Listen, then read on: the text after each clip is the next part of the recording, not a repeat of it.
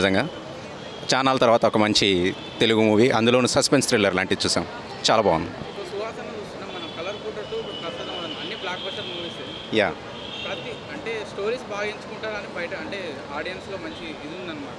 డెఫినెట్గా Suhas story selection నాకు మళ్ళీ నాని గుర్తు వస్తున్నాడు. యాక్చువల్గా నాకు నాని స్టోరీ సెలెక్షన్ చాలా నచ్చుతుంది.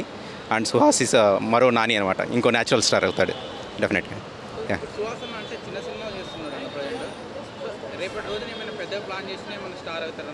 ఆల్రెడీ ఈ సినిమా తర్వాత డెఫినెట్గా స్టార్ అయిపోయాడు, ఇంకా డౌటే లేదు. Yeah, edge of the seat thriller ఇది డెఫినెట్గా. నా పేరు షారియా, నేను మా మమ్మీతో సినిమాకి వచ్చాను.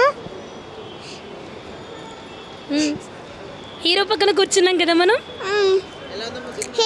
హీరో పక్క కూర్చున్నాను, హీరోతో సినిమా చూసాను. ఎలా బాగుంది, నాకు నచ్చింది.